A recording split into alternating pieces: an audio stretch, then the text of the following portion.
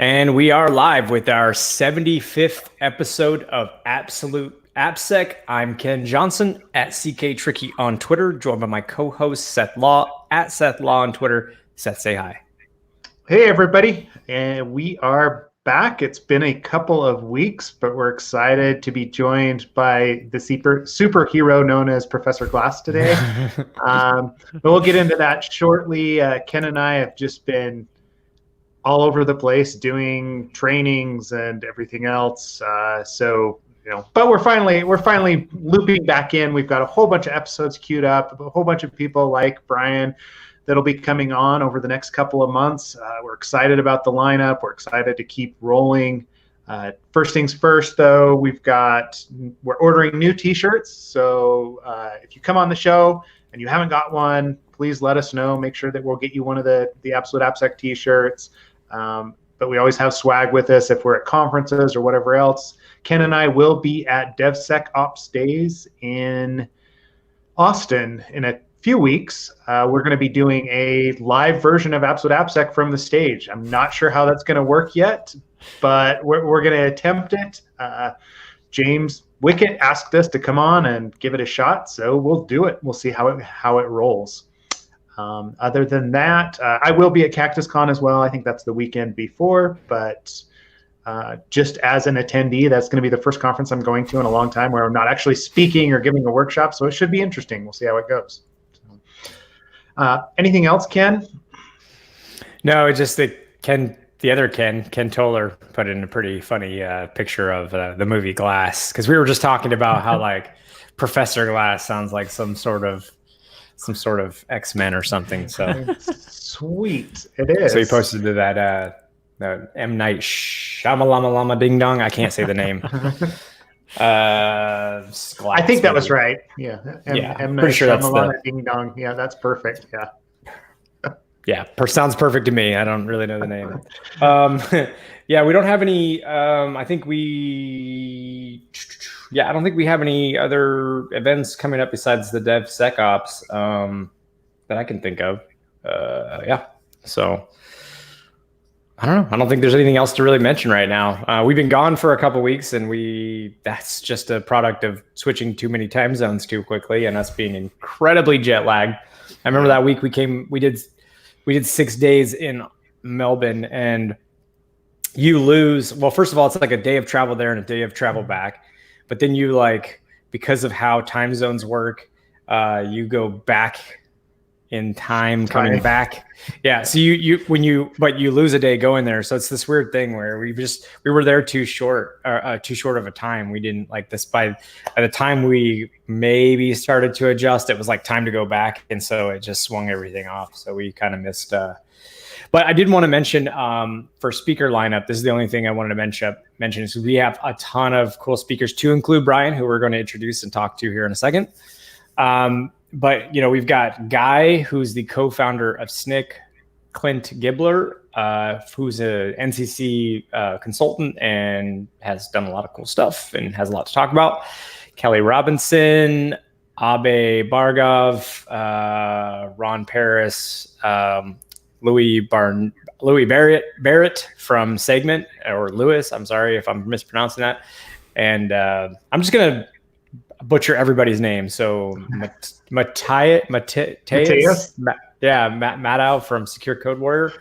So CTO of Secure Code Warrior. So we have like a crap load of fun guests coming up, and we're scheduling even more. So it's going to be a good couple months worth of conversations. And speaking of, let's get to Brian Glass, Mr. Glass, Professor Glass. Professor Glass. We worked with Brian before, and Brian, we worked with Brian while he was doing all kinds of cool things for the OWASP community, which we're going to talk about SAMM, and we're going to talk about how Brian single-handedly, at least that's how I'm going to portray it, single-handedly fixed the OWASP top 10 issues. Yeah. Saved the OWASP top 10 from itself. Yeah. Pretty much. So yeah, if you don't know anything about Brian, you are living under a rock. No, I'm kidding. So Brian's currently interestingly enough, and again, we're going to get into this, but he went from sort of like a background with, having done consulting, having done blue team at Microsoft, having basically done what a lot of us do, which is kind of go and work a couple different fields in software security and boost that sort of knowledge and skill set up. And then he's now taking this knowledge and applying it to building courses at Union University. That's why we keep calling him Professor Glas. He is a legit professor. And like one thing about Brian is he's spoken a lot, he's published a lot of good information, but also like, Brian's just basically done a lot of work for the OWASP organization and for all of us really, because we all kind of, regardless of how you feel about it, we all feed off of what's going on in OWASP. That kind of pushes the AppSec industry. It's the biggest organization for AppSec. And so Brian's done a lot, and we really are happy to have him on. Brian, thanks for joining us. Well, thank you. It's been I've been watching. I've been wondering one day I'll get on there. We've been trying to make. I've been horrible with scheduling, and that's it's all my fault, really. Scheduling has its roots in communication, and communication is one of the hardest things to get right. So. Oh gosh, that's so true. That's so true. Well, if you watched this podcast, then you know that's true, because we're constantly fumbling over our words. I don't know what you're talking about. It's super professional and edited and everything. Oh, yeah, totally edited. Totally edited every single time. Like if a student walks in my office right now, yeah, we'll totally edit that right out. Yeah, totally. That didn't just happen. Yeah. Well, there's a reason why the door's not behind me. Mm-hmm. Oh, no, yeah. Oh, coming to troll you. Yeah, I mean, let's kind of get into that right away, because I am curious what sort of drove you to go from, sort of the AppSec consulting / blue team back and forth kind of normal career trajectory that is pretty common to, hey, I'm going to go and I'm going to impart my knowledge and build, sort of the next wave of folks coming out of higher education. Yeah. What was what motivated you? So, I mean, I'm trying not to go too deep into a backstory. So I've always enjoyed teaching. Go as far as you want. Yeah. Time. Be careful asking for that. When I worked at FedEx, they gave me a nickname of -V for good reason. I can get very verbose if you get me going. So I actually graduated from Union, so I'm an alum. And when I left, I was like, you know what? One day my goal is to come back and teach so that I can help put my kids through college. And that was like my college savings plan, because I figured there's no other way I was ever going to actually be able to afford having kids to go to college. So I started at FedEx as a Java developer, did that for a good while. Got sucked into AppSec because I had signed up to help write an identity vault, because they were going to get into identity and access management. And then about 2 months after I joined that team, they're like, hey, by the way, you're going to be a formal application security team, and good luck figuring that out. And so there wasn't really any examples. We had to essentially try and figure out what made sense. So this is like 2005 range. So there's almost nothing for AppSec at this point. The first iteration of the OWASP Top 10 had shown up, but if you went and asked a company for AppSec training, it just didn't exist. We spent forever trying to find somebody to give us AppSec training, and they would come tell us, yeah, we have AppSec training, and it would be 90% network security, and then buffer overflow and like cross-site scripting, and that was it. And so that's how I got hooked up with Aspect Security at one point, because they actually had one of the first legitimately AppSec focused trainings. And so we ended up picking them up on a whim, because they did a 2-day class at Sands in Florida, and I got approval to go down and see it. So then we did a quick shift and picked them up, but we probably trained about a little over 4,000 people over the next 2 years. Wow, that's impressive. Development training. Yeah, we kind of ran their trainers into the ground. Wait, was that all on site, or was that any of it being like CBT or all on site? Wow. in multiple sites, Memphis, Colorado Springs, Harrison, Pittsburgh, a lot of different locations. So wow, man, having done training, yeah, that sounds like in the course of a couple of years, 4,000. Like I remember doing trainings, and we'd be lucky to get through, a couple hundred in, a few weeks, right? So, yep.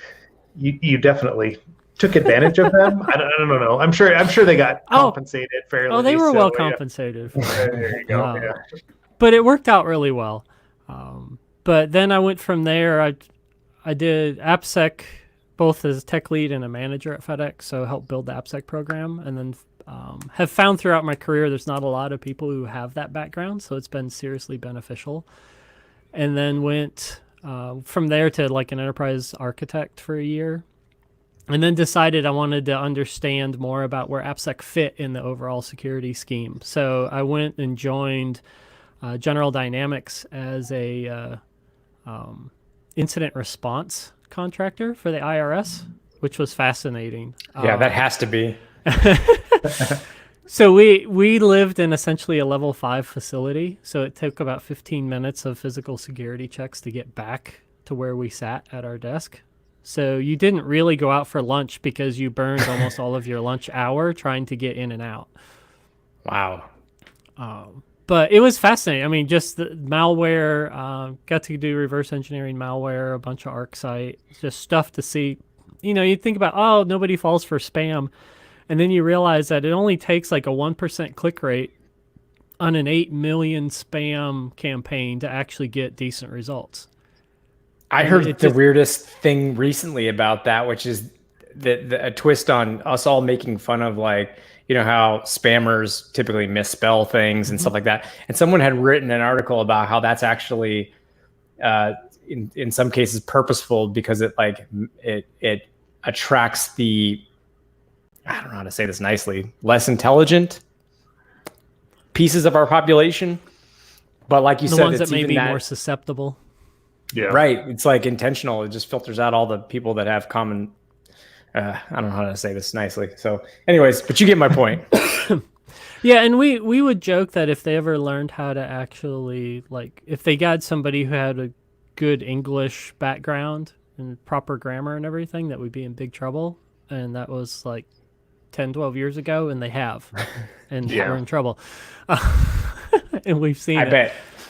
Well, yeah, because I mean, you talk about a 1% click rate, but like I know on the phishing engagements that I've been on, we see a much higher percentage of click rates on targeted spear phishing emails than 1%, right? Well, and it's really just a study of humanity. You're like, what can I do to convince somebody that this is useful? And it used to be like, hey, we'll give you a bunch of free money. And then they went away from that, and they're now like, hey, by the way, here's what everyone else's salary might be. People are like, ooh, I might click on that. The accidental HR disclosures and things like that. And so it's just really the ones that have the high rate, especially the spear phishing, that's because you've done that little bit of focused attention, the research on your target, and all of a sudden what's good, they have a high likelihood of going after. Yeah, that's super interesting. But yeah, I mean, I did that for a while, but then in like a normal government fashion, things didn't move fast enough. And so I wrote up shocking. I wrote up a proposal for like a malware analysis pipeline that I wanted to build because we were spending way too much time doing human analysis. And they were like, that's really cool. It'll probably take a few years to get approvals to start doing it. And I was like, I need something else to do.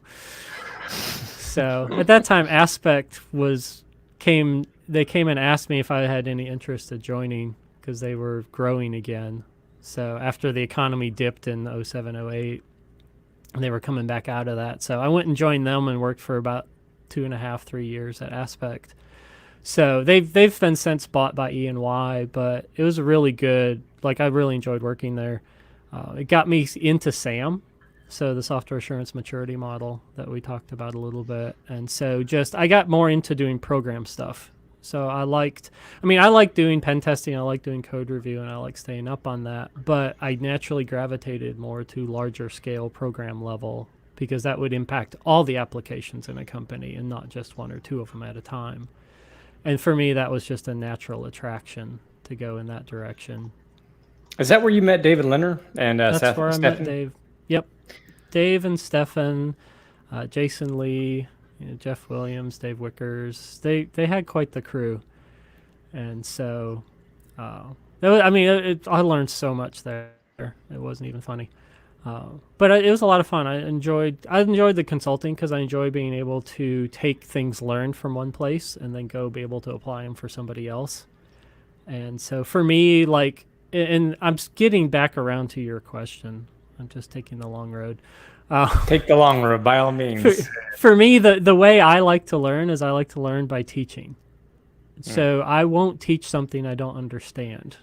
And so by signing up to teach for stuff, it forces me to learn it better. I see why you left consulting. So, what are you saying? It's the only consultant on this podcast this week. I am offense taken. Offense taken. I triggered Seth. Sorry. You want to know how much time I still spend consult. understanding? No, just kidding. I still consult. I haven't gotten away from it. I am not shitting on consulting. I'm just joking. Because if anybody has done consulting long enough, you know that like there are definitely companies that will put you on training something you don't know. Oh yeah. Oh totally. So, I mean, yeah, I could read more languages than I ever thought I'd ever be able to read. Mm-hmm. But it's a good trait to have. Good skill. Mm-hmm. But then I was talking to a guy that used to work for me at FedEx who had come from Microsoft, and I was just catching up with him, and he was like, "Hey, we're hiring." And I was like, "Oh, that's cool." He's like, "No, seriously, we're hiring." I was like, "Okay, well, I might have an in at Microsoft, so just tell me what you do." And his name's Josh Brown White. He's absolutely brilliant guy, ridiculously brilliant. But he was working in the trustworthy computing. So if you look it up on Wikipedia, it'll tell you trustworthy computing actually got reorged out of existence in like 2014, or at least it used to say that. But it didn't. It's still there. And so it's about 30 or 40 people. But also so I went and I figured, you know what? I love the SDL. I love, secure development, at the program level. Why not go to the headwaters at Microsoft where it all started and figure out how things go, how to influence. So now I want to go beyond trying to influence things from a company level to influencing things at a much higher level, like looking at the Microsoft SDL and such. So went there. My manager was Mike Scavetta, who you may or may not know wrote Yaska. He actually spoke at Loco Moco Sec last year about the puppies. I'm trying to remember the exact name of his talk. It was like 50,000 puppies or something. I don't remember that one. Oh, and in case you didn't know, Seth, Loco Moco Sec is a conference held in Hawaii. Anyways, I'm trying to find the talk to link to it, but please, yes. Is there a talk in Hawaii? Jeez, man, I'm just taking it. You should try going sometime. Yeah, you should really. I don't know why. What is this? What is this Hawaii you speak of? It's a beautiful land of paradise that one day I will go to. Oh, so yeah, it's imaginary. That's fine. It's made up. It's next door to Shangri-La. Yeah. Yeah, exactly. Yep. They're neighbors. Atlantis, Hawaii. Yeah, we got it. There we go. Yep. So the year at Microsoft was absolutely amazing. I loved it. Some of the stuff we were working on trying to create a static analysis pipeline for all open source. Not just stuff that Microsoft has, but all open source, period. And just trying to figure out how to solve that problem. That's where things like BinSkim came out of. It's essentially it's not really a linter. It's more kind of like a dictionary checker for security. So the idea is to look at things that you could figure out were insecure in one line. So the idea is you can't, if you tell a developer something's wrong much after they wrote the code, it takes a while to go back into the mindset and try and figure out what was going on and everything. So the idea is to find things find things that like you would know, like somebody decided like, hey, I'm going to use SHA-1 or MD5, and you like have a policy that says don't do this. Then you could inline right there, as if it was like a compile error or a syntax error. You could say, hey, by the way, you're not supposed to do SHA-1 or MD5. Here, use SHA-256, and be instant inline develop. In the mode where the developer's 6 layers deep in their thought process, they can just go, yep, that's good, and move on. Saves you a bunch of time later. So, but then I needed to go back to Tennessee for family. So Microsoft was like, they like you there, and especially for trustworthy computing, because we talked to foreign dignitaries and we talked to other folks like that who would come see what Microsoft was doing for security. And so it's like, you need to be there. And I understood that. So going back to Dave and Stefan, reached out to them to see what was going on. And so they talked me into coming over to Invisium. So going back to AppSec Consulting. And that's where I met you fine gentlemen. Yes. Yes. Yeah, you were awesome to work with. Yeah. Well, thank you. You yeah, too. I remember having discussions about, wow, like coming from Microsoft, right? And like, I mean, I know we've all kind of, split since then, but gone to other places. But I do find that interesting, what you were referencing as far as affecting security at a different level, right? That's one thing that I always find difficult. Like as a consultant, is like, hey, it's very client app and like very scoped to. We're only really talking about one tiny little piece of the puzzle, as opposed to, trustworthy computing, the Microsoft platform. That scope is much bigger. Like, was that something that you then missed when you got back to the consulting side, or did you feel like you just didn't have as much influence? Yes and no. So when I was there, the interesting thing with Microsoft is their AppSec was more, it came out of their culture, and it came out of paying attention to more of Office and Windows and more of the traditional desktop apps. So they were getting into web apps, but it wasn't like, there wasn't a big connection with OWASP at the time and that kind of thing. So hang on. The link for SAMM, try the OWASP SAMM. Oh, not the Open SAMM. That's right. Yep. Yeah, owaspsam.org. And I'll explain why in a few minutes. Super professional, once again. Well, I can't. It just says comments. It's passive for me. I can't actually enter anything in it. Oh, okay. Well, if you put anything in there in the private chat, I'll make sure to put it in the public one as well. Okay. And I got the link to the OWASP SAMM project link there. There you go. Yeah, and you can. There's also an owaspsam.org now. Oh. Okay. So to answer your question, Seth, so I did get to do some work in the SDL. We were working on revamping it a little bit. But one of the things I did is at the time, and this will segue into some of the top 10 stuff, at the time, they were looking at doing the top 10 2016. So the data call had gone out. And I was like, you know what? I really want to have, see if Microsoft can contribute to this.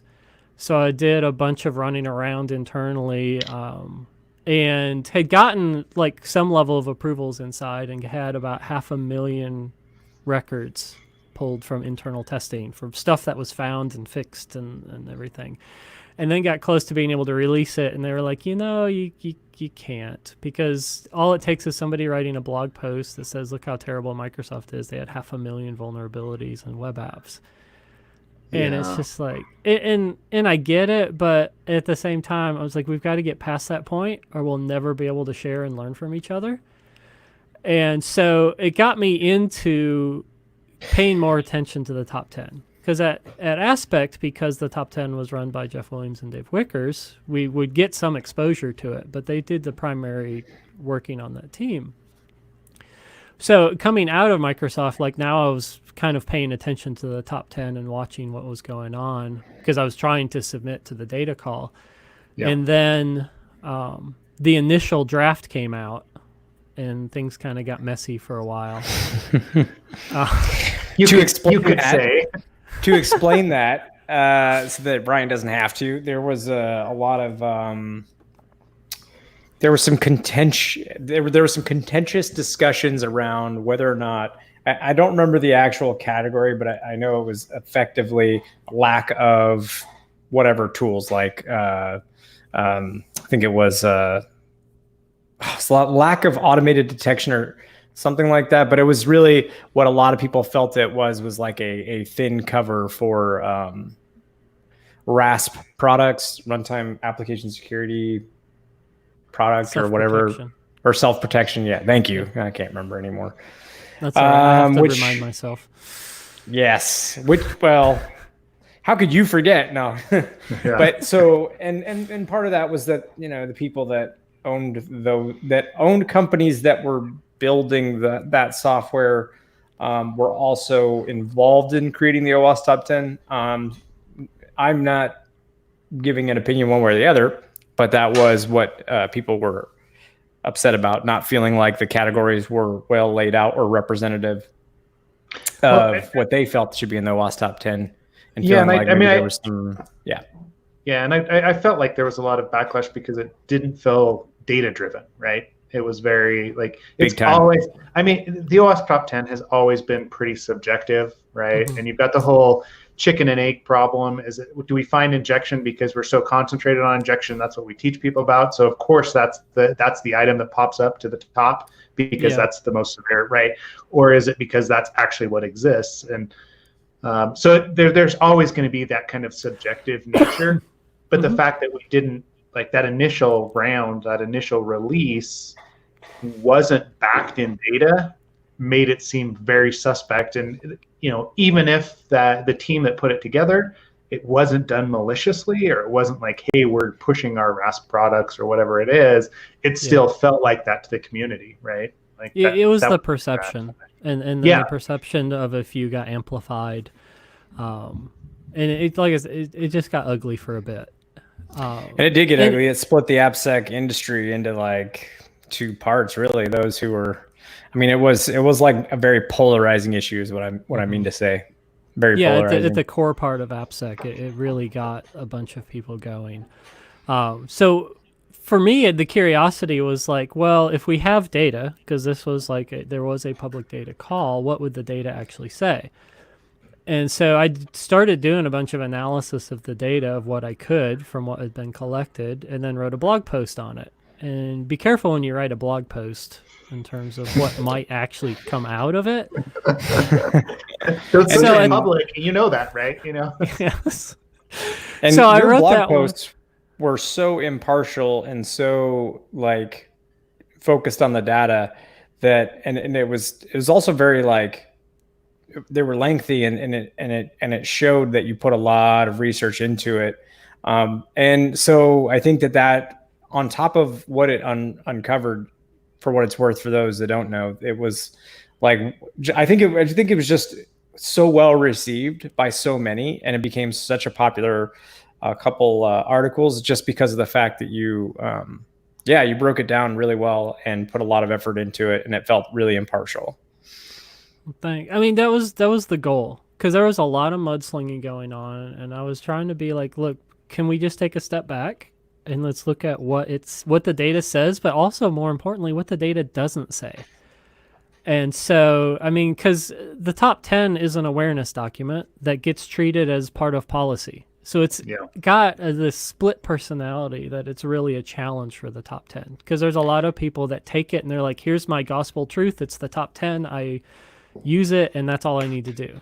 When in reality, AppSec's so big that it's supposed to be step one. Yeah.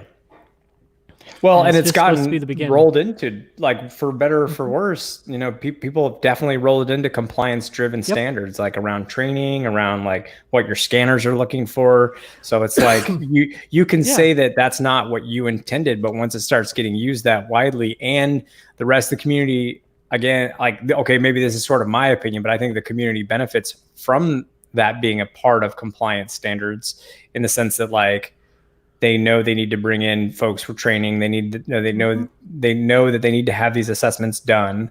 And anyways, it definitely, whether you like it or not, I believe it's become part of many compliance.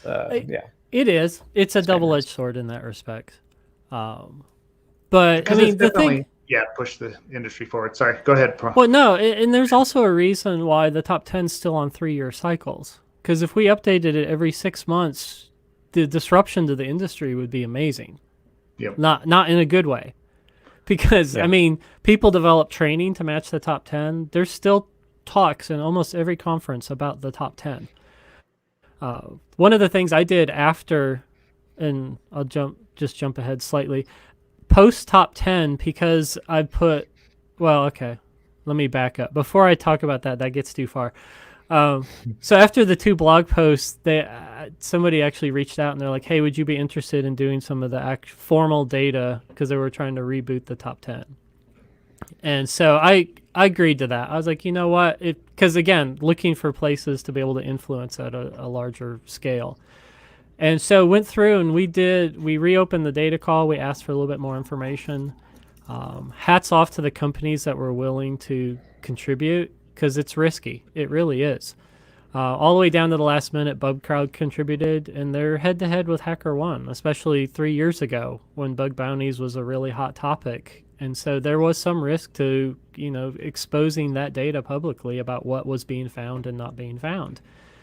And so I say that because we're about to start asking for data again next year, but I seriously appreciated everybody who was really willing to actually give data, because that's the only way we're really going to move forward to figuring out what we can fix, what we can address, and what's coming out is stuff that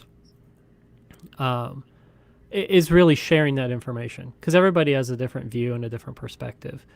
And you'll see it, like the consultants will see it. If you look at different industry verticals, depending on the size and the age of the company, you will see different technology stacks, and different technology stacks lend themselves to different types of vulnerabilities. And so there are some consultants who will never see CSRF, and there are some that's their daily life. And a lot of times it depends on who your clients are. And so, so we got that going. The thing was I did so much analysis for the top 10, and really what it boiled down to at the end of the day was really getting that listing of 10.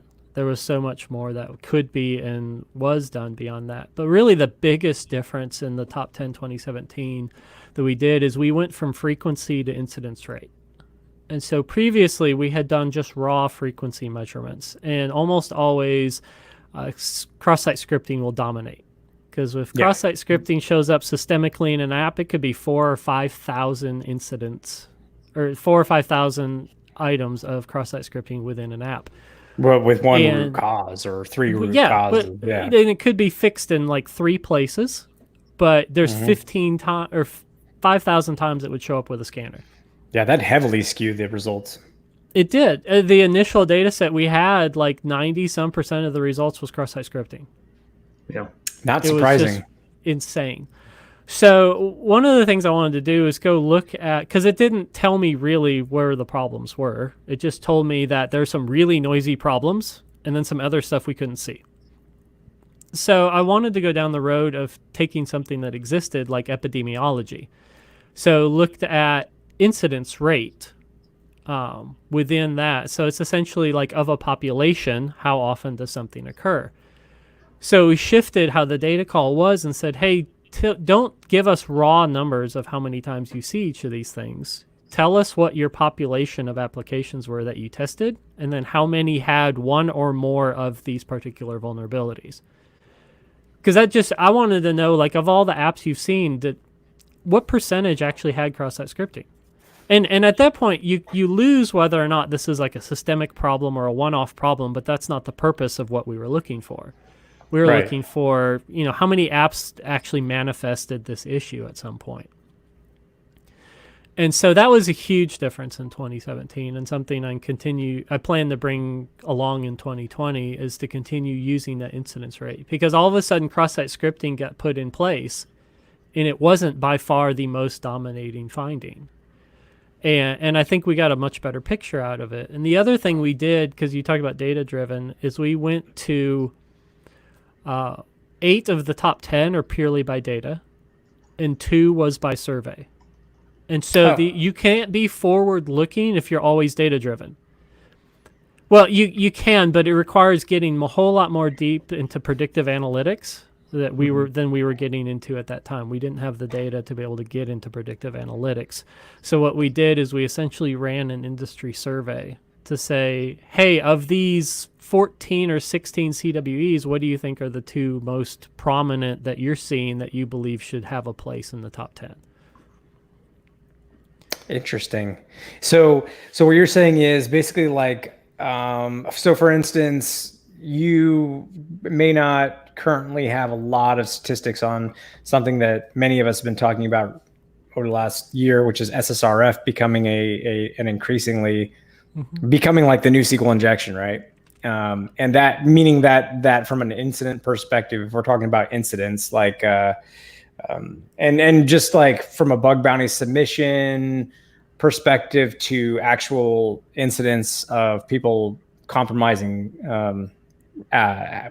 real environments, I would say when this was done a few years back, that wouldn't have been something you had probably a lot of data around, but it was probably something people were starting to realize with SOA and microservices becoming more of a thing. Is that so I assume that's just an example of where that could have kind of so SSRF was pretty close there because it was at the start of the bubble for SSRF that we've seen over the last few years. And so that was the idea, because and it hits on what Seth mentioned earlier, until we know to look for it and we write test cases to look for it, we have trouble finding it. Yeah. And so it's interesting too, like looking at the data, because there's also humans are far more creative in terms of what we look for. Machines can only look for what we tell them what to look for, but they're really good at it once we tell them what to look for it. They don't get tired. They don't quit at 3 a.m. 3 a.m. If you're working till 3 a.m., yeah, for you. So there are some that we know that the AppSec practitioners out in the field see stuff that's upcoming that the data is going to lag a year or two behind. So I'm expecting in the 2020 data collection that we're going to see a lot more SSRF in there than we did in the 2017 data collection, because we've realized it's there and we're starting to write tests to look for it. Yep. So the other thing that's really cool about incidence rate is it allows you to actually compare and merge the data sets between human testing and machine testing, because the automated testing tools count vulnerabilities totally different than humans count vulnerabilities, and it makes a big difference. And so incidence rate actually allows us to put them on the same level. I will answer your question, Ken. Don't worry. Ken Toller asked the question about... Ken Toller asked the question about SAMM and BSIM. Yeah. He actually asked... there's another question he had asked, which was about cybersecurity degrees. I don't know if you want to hold off until we get to what you're working on with the new wave of comp sci and... Oh, yeah. I could. Oh, I'll be happy to talk about that, too. Let me just... So anyway, so coming up, the top 10 2020 is I'm working on trying to put together essentially the ground rules for the data call. It's essentially on me. My apologies. It's working out the details. The data call will be in the spring, but we're trying to put together the rules so that people have time to figure out how to structure the data. Because it's not like a weekend thing where you're just, I'll just run a single query against the database and pull it out. So, and basically we're trying to do it a little bit more with some more detailed analytics this year. So I'm actually looking at playing with having it in Azure and trying to leverage Power BI and some other stuff for that to get beyond Excel spreadsheets. Well, hit me up, because I maybe GitHub maybe we can share some info or something like that if that's something you're interested in. So definitely let me know. Okay. Yeah, absolutely. Wait, no. GitHub's a part of Microsoft, so if Microsoft's not willing to, Well, times change. No comment. Who you ask for. Microsoft has changed a boatload. Thank you. Oh, yeah. Oh, Satya Nadella. Oh, between him and Brad Smith, who's the president of Microsoft. Those two gentlemen absolutely changed the culture of Microsoft. And if you want to talk about the lifeblood of a company and the culture is what drives a company, it's absolutely incredible what the two of them have done with Microsoft. Yeah, I feel like we've all three seen the best and worst. So, cultures and how that impacts a company. Oh yeah, absolutely. Definitely. Like, it's tongue in cheek, but the last couple of years, Microsoft is a completely different beast than it was, 10, 15 years ago. So. Oh yeah, it's not even close. And for a company that size to make that kind of radical culture shift is just incredible. Yeah. I mean, they're not perfect. They still make mistakes. They push too hard for certain things, but I get it. But at the same time, there are so many people there that are really just trying to do the right thing. Just hats off to the guys at Microsoft right now. It's just amazing what they're doing. But also, I'm also working with SAMM too, the Software Assurance Maturity Model. So we're working on a benchmark project, and that is one of the things that gets asked about SAMM all the time is like, how do I compare with somebody else? And so since there's a lot of similarities between the need to collect and analyze data for SAMM and the need to collect and analyze data for top 10, I'm actually doing them in parallel. And can you, for our listeners, back up and explain like the what SAMM is? Exactly. Yeah.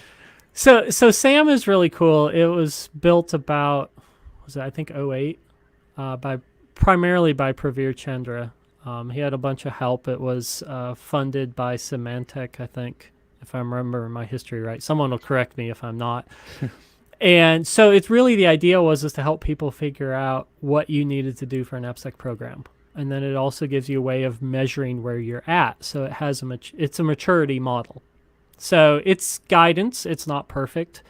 The thing with models is, they're kind of close, but, they're not 100% accurate, and they never will be.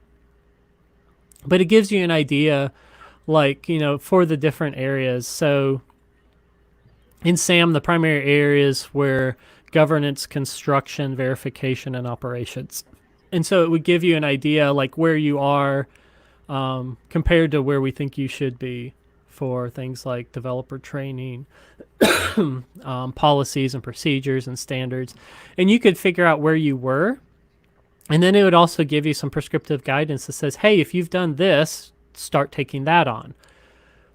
And so the thing is like so many companies are so different that there's not everybody can follow the same path, and not everybody's going to have the same score, and they're not going to take the same route to get there. So SAMM 1.5, the reason why I talk about open versus OWASP is open SAMM is still technically 1.0. OWASP SAMM is a fork of open SAMM because the original author who maintained most of the stuff for open SAMM wanted to retain the name and stuff for potential future projects. And so essentially OWASP SAMM is a fork of that one. And the interesting thing is the SAMM and BSIM BSIM is somewhat of a fork of SAMM in its early days.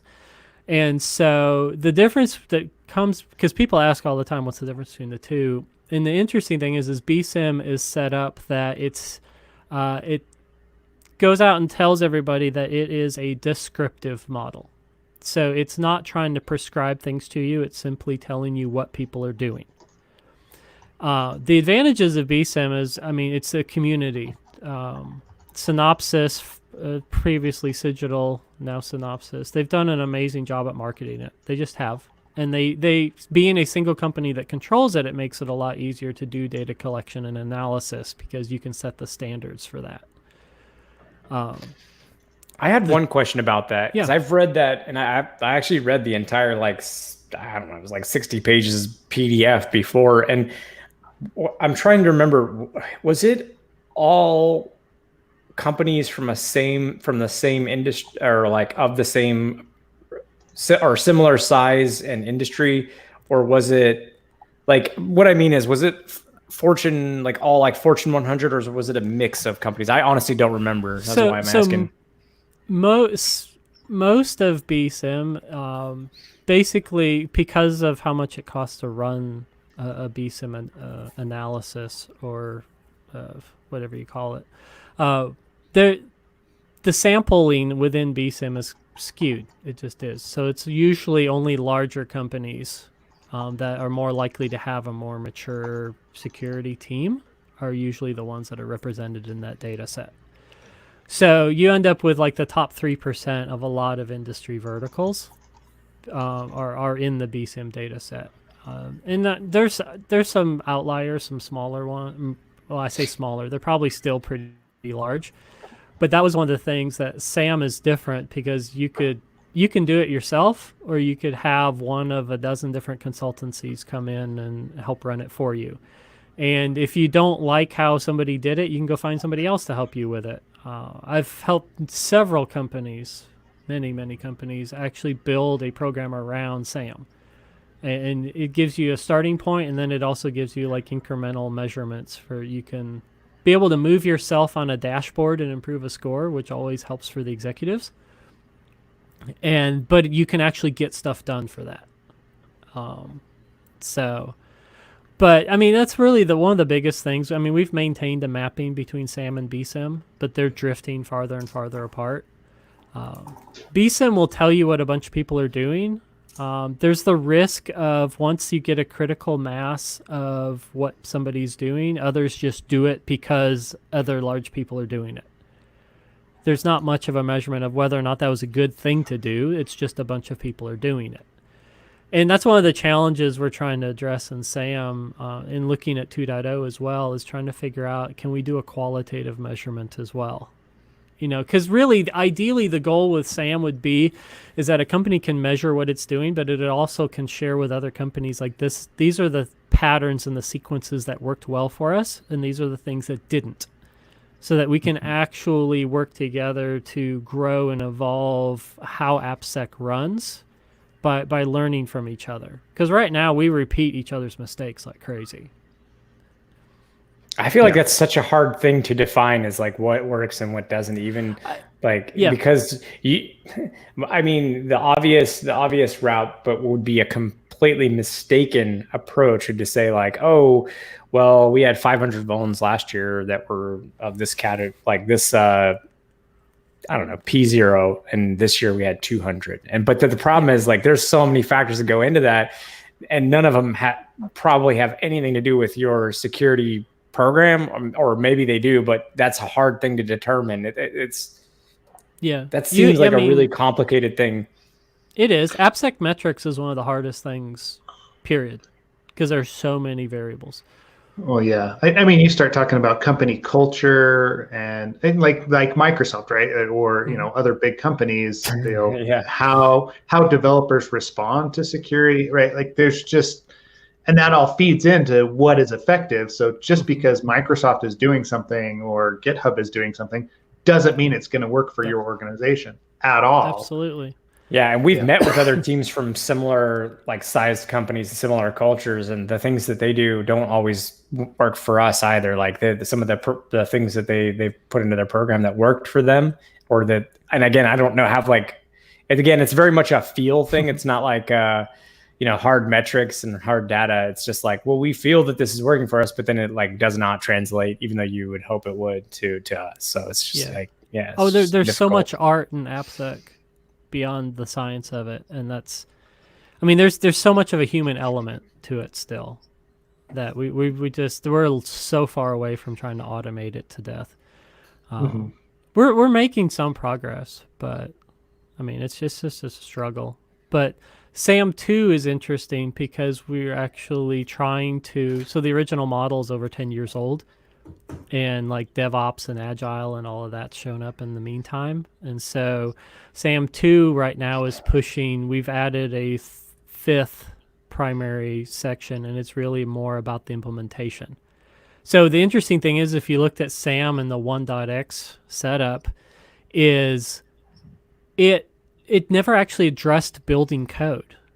It addressed design, and then it addressed verification, but it didn't actually address the act of writing code.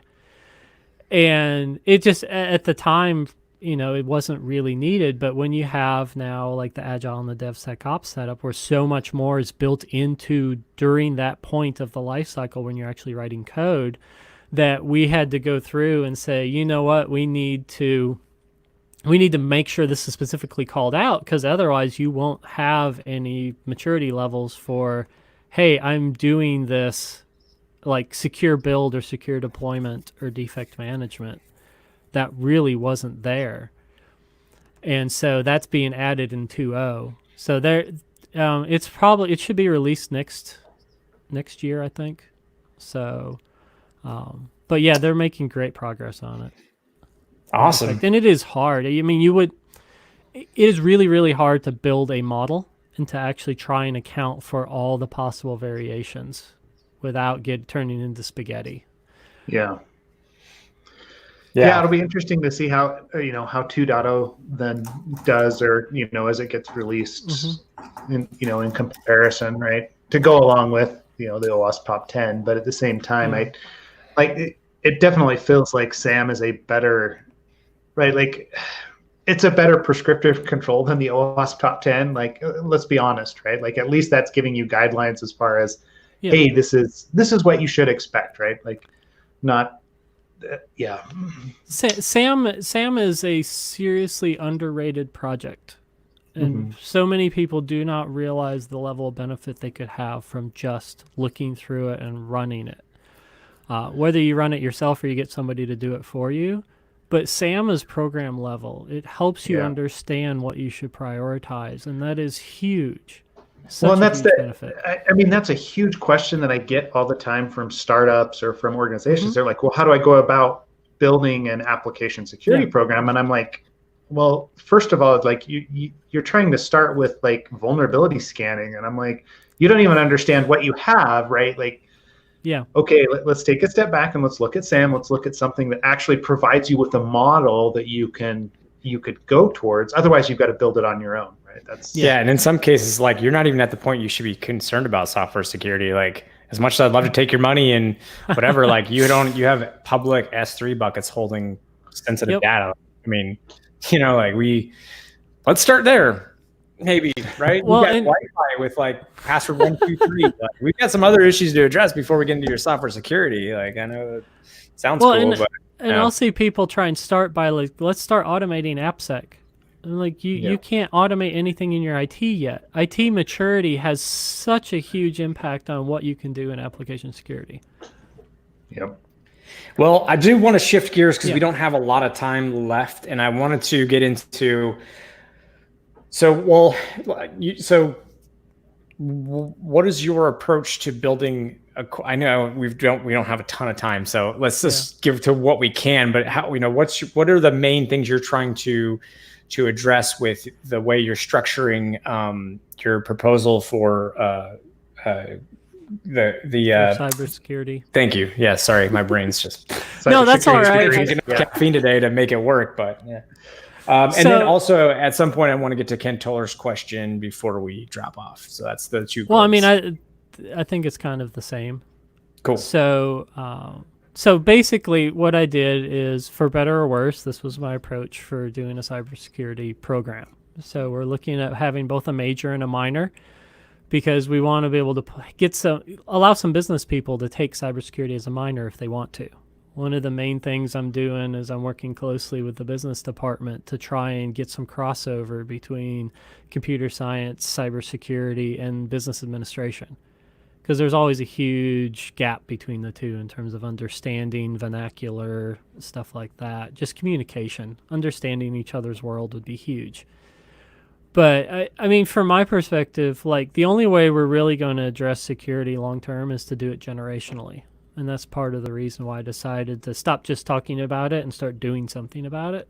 So that's part of the reason why I'm here, because then I can now help infuse successive generations of people entering the workforce with that security mindset.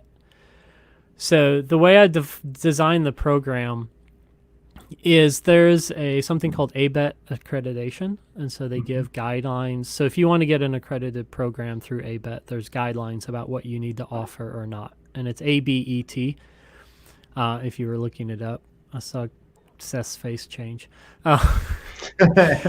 So I was just going to grab a link. That's fine. Keep yeah, going. so they have an accreditation for cybersecurity, but it's kind of like SOX 404. It's just high level guidance. It's not details.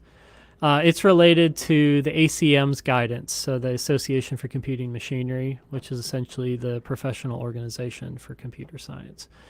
So those two, so I took into account those, but I also took into account from experience. So the best security person is the one who understands how things work. So you need to have that base knowledge of how things work. So the major I have is almost half computer science, half cybersecurity, because you need to understand how a database works, you need to understand how an operating system works, you need to understand how writing code works.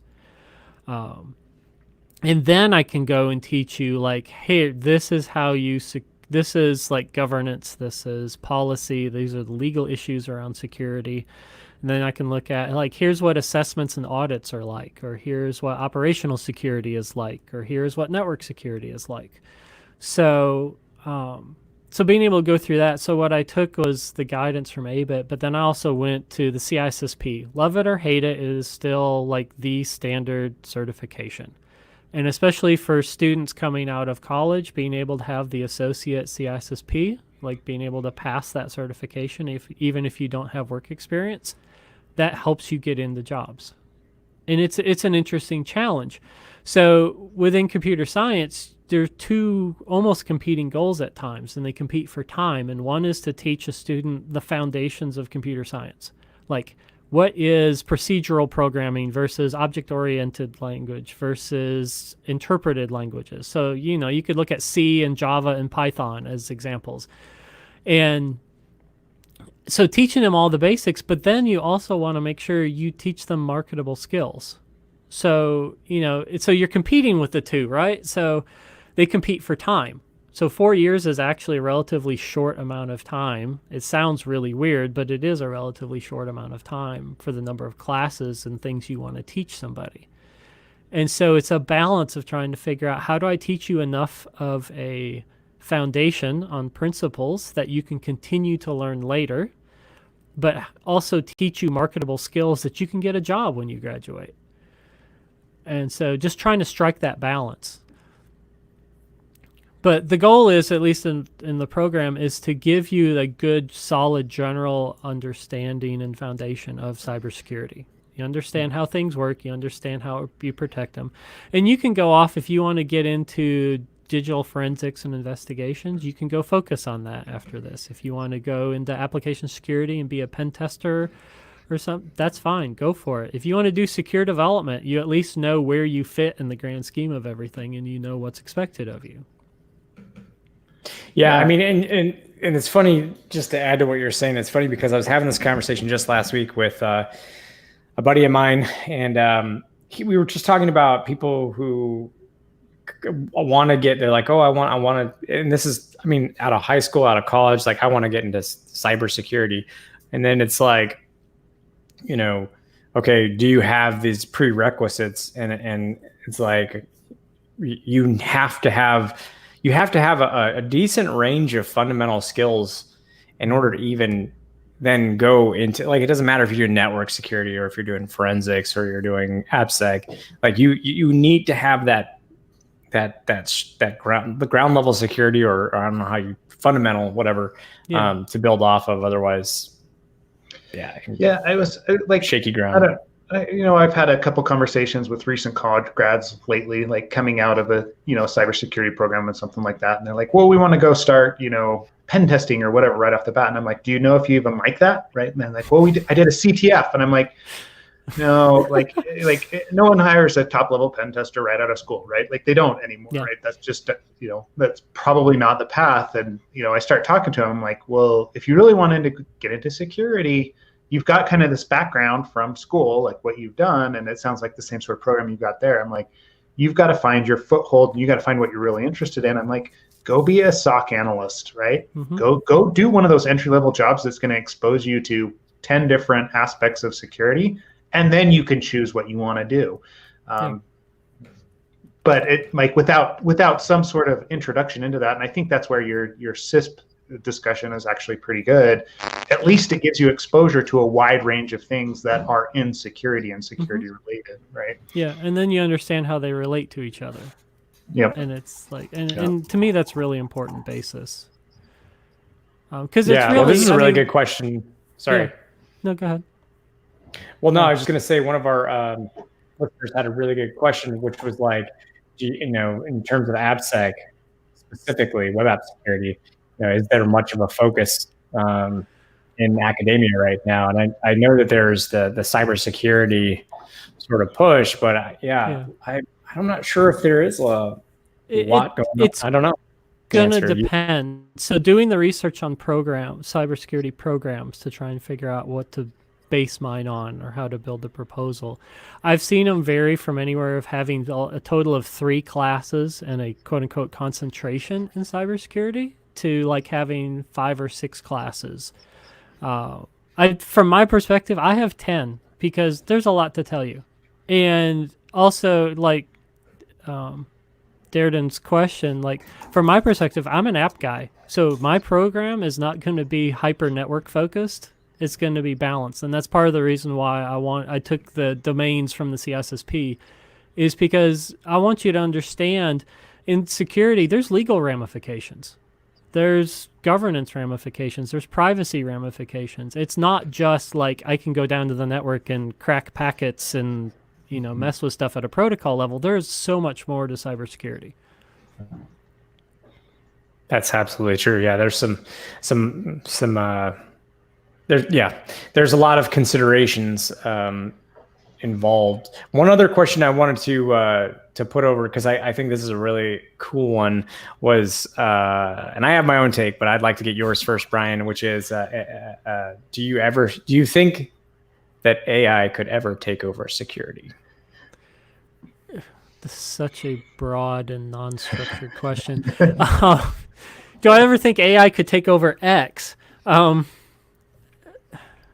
doubt it, to be honest. The reason is similar to like self-driving cars, right? So self-driving cars work really well in a world of just self-driving cars. Yep. They don't interact with people very well because we don't like to follow rules. They want to be precise. We are anything but precise.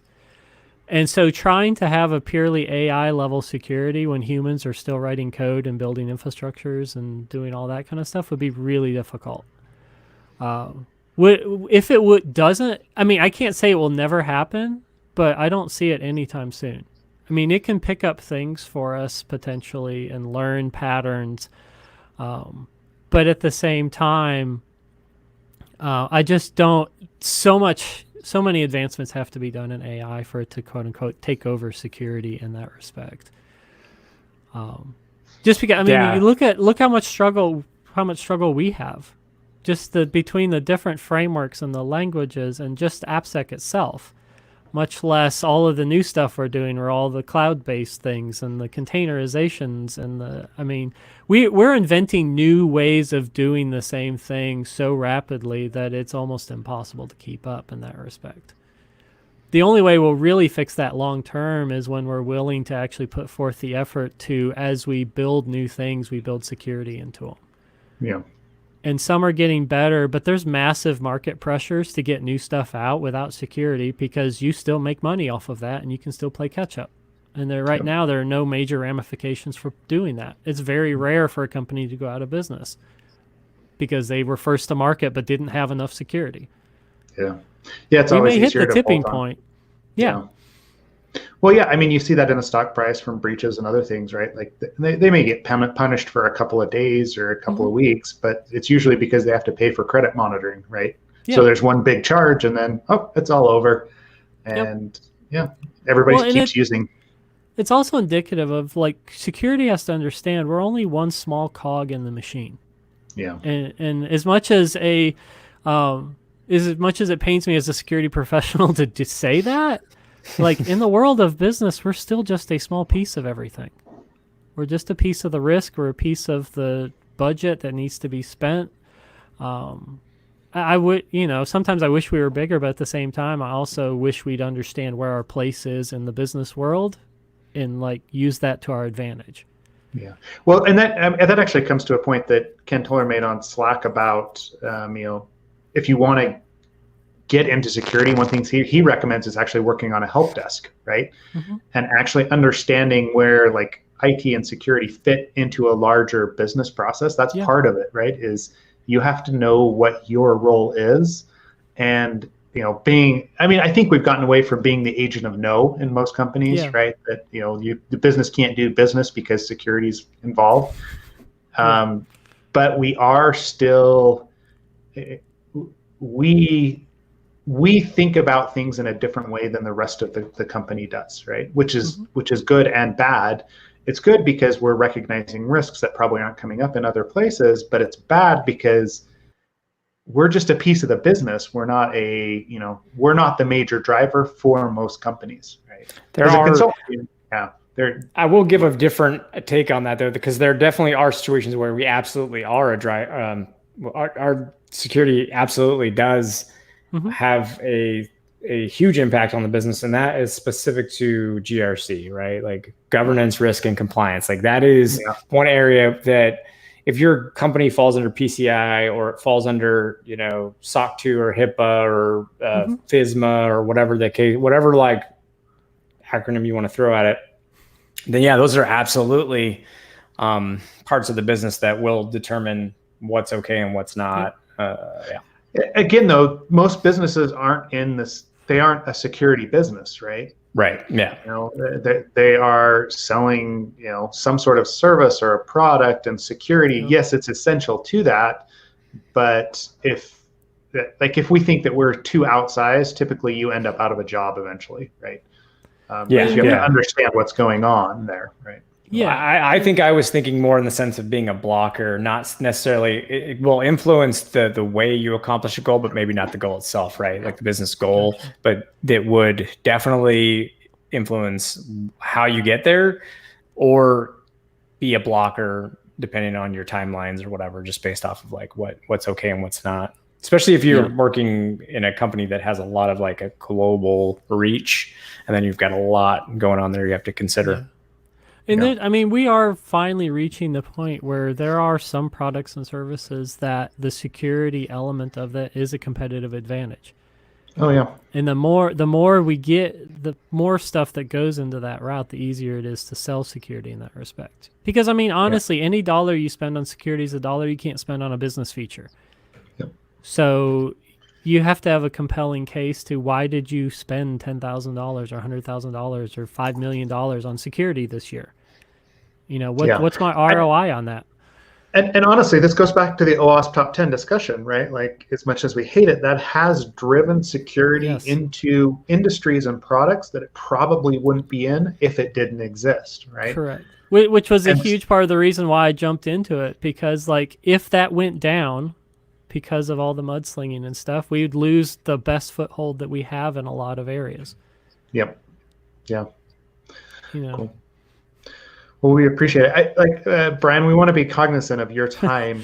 I've got just a couple minutes. Okay. Yeah. I was going to say we've been going for an hour and 10, and I feel like we could keep this discussion going. We could go for a couple hours, but my class in 6 minutes would start to wonder where I am. So. Oh, I see. Yes. Well, maybe then we'll wrap it up. Any last minute thoughts? We didn't really talk about Ken's other question about, AppSec offerings versus courses and trainings. Maybe we can take that discussion onto Twitter or something like that. I think it'd be interesting to talk through, but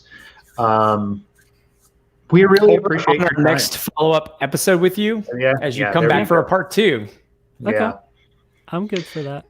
Yeah, I think especially as you kick off the call for data for OWASP Top 10 and for OWASP SAMM, it'd be interesting to have you come on and we can talk through that specifically, like what you're looking for, at least the reach that we have, the companies that we, that listen, or people that listen that are in different companies. Would be good to have that that'd be awesome. Discussion.